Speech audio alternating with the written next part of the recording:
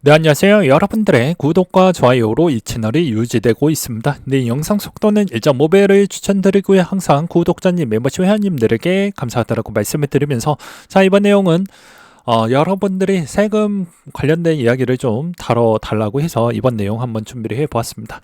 이제 저나 해당 구독자님, 멤버십 회원님들은 정말 오래 열심히 저를 도와주셨고, 그거에 따른 성과도 내기도 했었고, 여러분들이 왜 너는 이런 거에 동참을 안 했냐 라고 하면, 여러분들이 국민청원 참여 캠페인에 내가 이렇게 찍어주었다, 너는 그동안 뭐 했냐 라고 대받아 치시면 됩니다.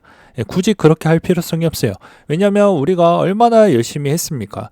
코인 과세유예 국민청원 해달라고 했는데, 이제 와서 불장 오니까는 이제 똥인지 된자인지 꼭 찍어봐야지 아는 90% 있으신 분들이 됩니다.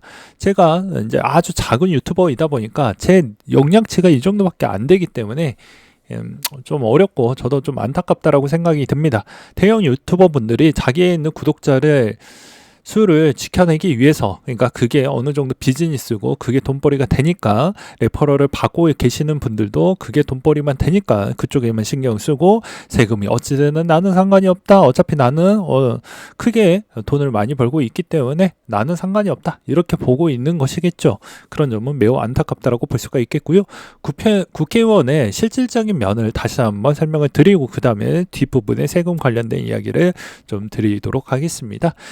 이번에도 계류 중인 16,000건에 있는 임기 종료와 자동 폐기될 예정입니다. 22대 국회가 열렸죠. 근데 그 전에 21대 국회에서 25,000건이 있었는데, 이때까지 국회에서 가장 낮은 법안 처리율을 보여줬던 게 21대 국회였습니다. 21대 국회 때 대통령도 정치적 색깔 전혀 없습니다. 대통령도 그쪽, 그 다음에 여기서도 그쪽이었는데, 소신 발언하자면 이때까지 코인적 관점으로만 봤을 때 민주당이 코인에게 혜택을 주었던 부분이 단 한 번도 없었습니다. 지난 2017년도 때부터 지금까지 뭐 더 좋은 혜택을 주고 더 좋은 방향성을 이끌어냈던 법안이나 이런 내용이 전혀 없었다는 걸 여러분들은 아셔야 됩니다. 왜냐? 그게 또 19년도 때 나왔던 뭐 특검법 관련되어져 있는 가상자산 특검법 관련해서 내용들은 여러분들한테 좋은 이면이 없어요. 그냥 어떻게 보면 해당의 국제 탈세 쪽에 있는 그런 조사청에서 이제 이 노이 쪽 이거 좀 문제가 있다라고 하다 보니까, 그것 때문에 이제 특별법을 만들어 가지고 빨리빨리 이제 그런 재정을 통해서 환율 조작국에서 최대한 단계를 좀 낮춰보고자 그런 행동을 좀 보여주었다라고 보시면 될 것 같습니다.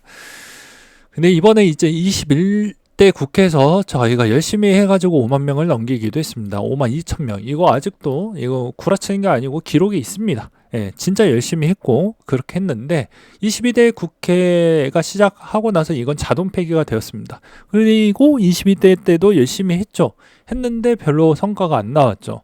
마찬가지로 여러분들은 이제 나머지 90% 분들이 이걸 감당해야 된다고 저는 생각을 합니다. 예전 팀원 사태가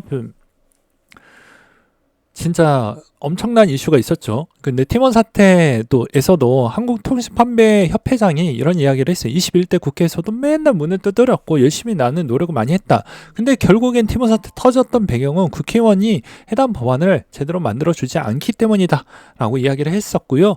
그 다음에 전세 사기 규모가 이번에 2조 원이고, 이번에 전세 보증보험도 대부분 안 해준다라는 이야기가 많이 돌고 있었던 것도, 여러분들은 팀원 회장을 욕하는 것보다 팀원 회장이 나쁜 건 맞긴 해요.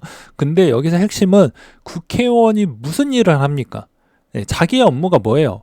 네, 법을 만드는 거죠. 근데 법을 안 만들고 맨날 탱자탱자 쳐놓으니까 그런 겁니다. 그리고 전세 사기 부분도 계속 개선하고 개정하고 계속 해야 되는데, 민그적거리고 맨날 일을 안 하니 뭐 니탄 맨날 돌리죠. 여는 야당 탓하고 야는 여당 탓을 해서 그렇게 모면하려고 하는 짓거리를 보면, 국민의 입장에서는 누가 진짜 일을 안 하는지, 일을 진짜 잘하는 사람으로 뽑아야 되는데 당적인 색깔론으로에 너무 많이 치중되어져 있다는 것입니다. 그래서 여러분들은 결국엔 피해는 여러분들이 다 받는 거예요. 이분들은 연봉 억대이고 이분들은 여러분들을 도와주는 사람이 아니에요. 예, 그걸 아셔야 됩니다. 이번에도 마찬가지로 우리에 있는 목소리가 안 되니까 아주 묵사발을 시켰죠.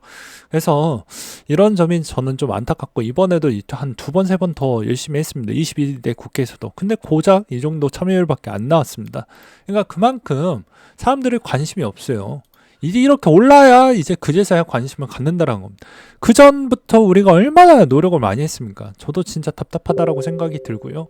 이번에 이제 나왔던 내용들이 뭐 이런 내용들이 있죠. 예, 추경호 코인 세금 2년 미루어야 된다. 투자자 납득 과세제도 마련이 좀 필요하다라고 이야기가 나와주고 있는 실정이고, 그 다음에 이번에도 마찬가지로 과세 쌍둥이처럼 추진을 했고 2년 유예도 같이 진행됐던 것인데, 이거 가지고 이제 반대쪽에서는 이거 좀 어려울 것 같다라고 자꾸 이제 뭔가 더 얻어내려고 이렇게 좀 질질 끌고 있는 실정이긴 하는데요. 이러다 보면은 정말로 통과가 될 수도 있고 안 될 수도 있긴 하지만 뭐 쉽지 않는 형태라고 저는 생각이 듭니다. 그리고 어차피 다수결 형태로 이제 진행이 되기 때문에 이제 이런 상황이 어떻게 연출이 되는 거에 따른 스트레스보다 내가 어떤 형태가 나오든 간에 대처를 잘하면 된다라고 저는 생각이 들어요. 그래서 이번에도 마찬가지로 이제 증여를 어떤 시점으로 하는 게 중요하냐가 중요할 것 같습니다. ETF 이제 부분으로 많이 이제 물어보시는 분들이 있더라고요. ETF 투자했었을 때 어떻게 이제 하나요? 그러니까 해외 주식 은 ETF 포함해서 증여 금액은 증여 전후 2개월간 종가 평균으로 결정이 됩니다. 그리고 전일 종가 환율은 동일하게 증여일 환율 시점으로, 그러니까 가장 좋았던 패턴은 언제일까요? 당연히 이제 비트코인 기준에서도 증여할 때도 가장 낮았을 때, 그리고 해외 주식 같은 경우에는 두 가지를 다 봐야 되겠죠. 환율 시점하고 가장 주가가 낮았을 때를 볼 필요성이 있을 것 같습니다. 그리고 나서 증여 한 달부터 말일 기준점으로 3개월까지는 납부가 이루어져야 됩니다. 만약에 이루어지지 않는다, 만약에 중간에 취소하고 싶다라고 하면 다시 3개월 이전에 계좌 이체를 하시면 상관이 없습니다. 근데 3개월 이후에 지나고 나서 계좌 이체가 이루어지면 그거는 이제 간주 중여로 해가지고 세금 쳐맞아야 될 수밖에 없는 상황적 여건이 있기 때문에 꼭 기억을 해두시기 바라겠고요. 그 다음에 이제 증여세 신고는 그렇게 어렵지 않습니다. 예, 들어가가지고 계좌 이체 내려가고 그거 해서 이제 출력해가지고 이 순번대로 한 다음에 증빙 자료 들고 세무서 찾아가서 신고하고 땡 처리하면 끝납니다. 예, 끝나요. 그렇게 어렵지가 않습니다. 그리고 이제 대부분 여기서도 추가적으로 이제 여러분들이 좀 궁금한 건 이제 과거 세율적인 부분도 25년도가 되면 무엇이 바뀌느냐가 중요하겠죠. 양도일부터 1년 이내 증여받은 주식이 이번에 개정안으로 바뀌게 됩니다.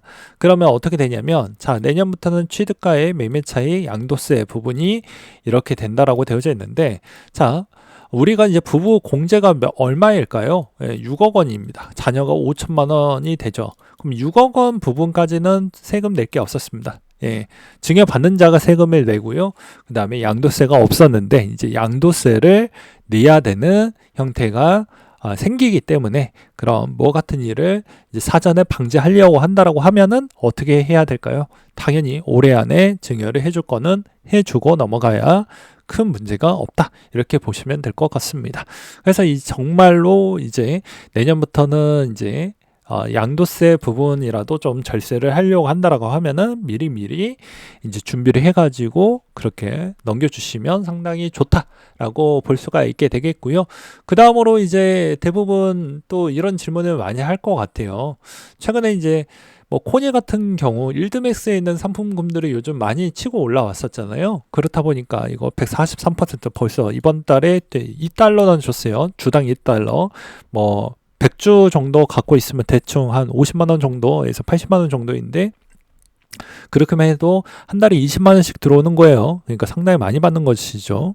그러니까 생각보다는 좀 짭짤하다라고 볼 수가 있습니다. 그래서 이런 일드맥스 전략을 어떻게 쓰는 것도 이제 설명을 드릴 건데요. 대부분 이 일드맥스에서 가장 많이 주는 것 중에 그나마 좀 안전빵이고 괜찮은 걸로 보게 되면 테슬리는 저는 별로 추천하지 않습니다.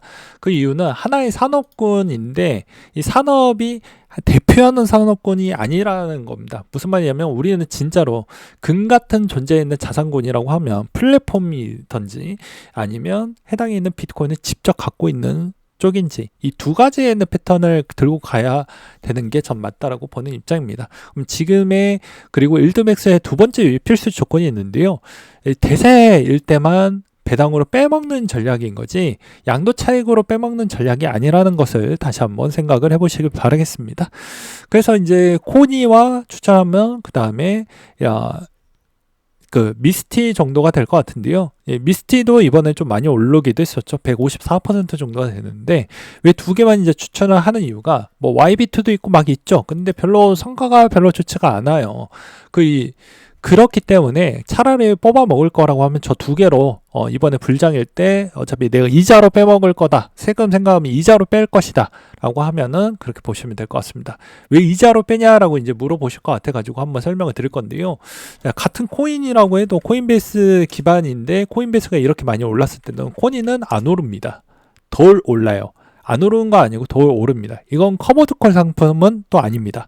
네, 무슨 말이냐면 얘는 마찬가지로 즉 옵션 부분을 해당에 있는 운영자가 직접 운영을 해가지고 해당의 옵션을 이제 가격을 걸어 놓거든요. 그 설정에 가장 큰 사치만큼 되어져 있으면 그 옵션에 따른 차익보다 여러분들하고 같이 분배를 해주는 형태라고 보시면 될 것 같습니다. 그래서 위로도 좀 많이 잘 추정을 하긴 하지만 어차피 옵션 분배를 좀 해주어야 되고 다시 옵션을 다시 재설정을 해 주어야 되기 때문에 생각보다는 좀 많이 안 오르는 부분이 있다. 단지 이제 세금으로 이제 좀 처리를 하는 부분이 있는데 이것도 이제 계속 내려가는 걸 어떻게 방지를 하냐. 불장일 때는 상관이 없어요. 같이 올라가니까요.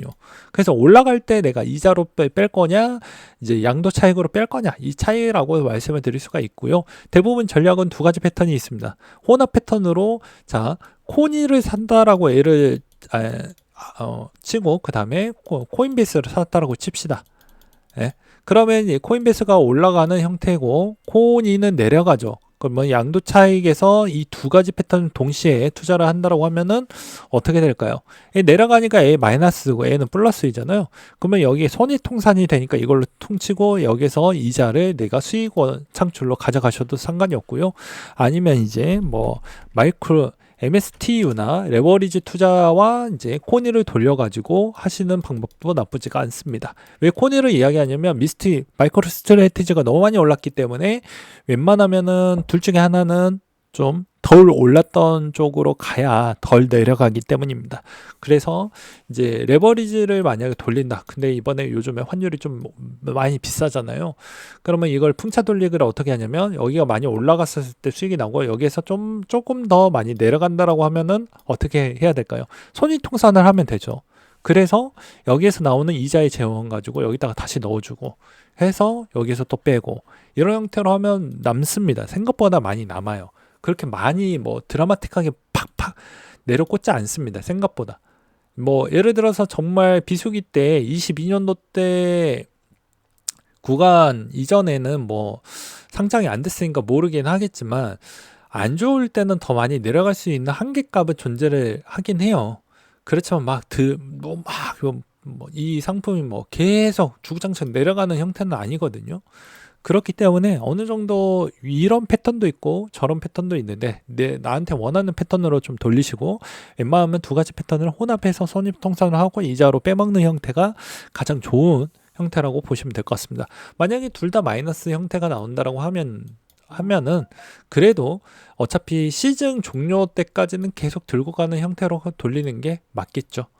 그리고 왜 지금 형태가 왜 이렇게 이제 배당을 많이 주는 이유도 왜 그러냐면 이번에 이제 자 코니도 이제 1달러에서 2달러 또 두 배 이상 올랐죠. 그리고 얘도 마찬가지로 변동성이 이제 2달러가 4달러가 됐습니다. 그 이유는 저번에도 옵션 상품에 따른 이해도가 있으신 분들은 아마 아시겠지만 변동성이 커야 되고요. 거래량이 어느 정도 받쳐주면 당연히 이 분배금이 높아질 수밖에 없다라는 점을 참고해 두시길 바라겠습니다. 아무튼 이번 세금 뭐 어찌 됐든 간에 잘 완만하게 됐으면 좋겠고요. 결과론적으로는 제가 뭐라고 했습니까? 그 다음에도 뭐 대선 때문에 미루어질 것이다가 아니고 이제는 받아들여야 되는 이유 중에 하나는 과거보다는 이제 가산자산위원회가 하나가 생겼고요. 그 다음에 해당 있는 법률안도 이번에 새롭게 생겼고, 그 다음에 국제 이제 자금 세탁 관련돼 있는 법령도 못해도 2028년도 1월 1일 이전 때까지는 한국도 여기에 최소 요건을 맞추어야 되기 때문에 대부분 세금 부분에 있는 강도가 낮아지기에는 어려울 거다라고 생각을 합니다. 그리고 하나 더 보너스로 알려드린다고 하면 미국을 더 위대하기 때문에 미국이 달러 중심이, 그러니까 투자하는 미국인들이 제일 좋아하는 자산군에다가 투자하는 게 맞는 것이고요. 그 다음에 두 번째로는 미국 쪽만 좋을 것이기 때문에 한국에 따른 여러 가지 조세 재정 같은 게 상당히 타이트해질 확률은 매우 높다. 이렇게 보시면 될 것 같습니다. 네, 이상으로 마치도록 하겠습니다.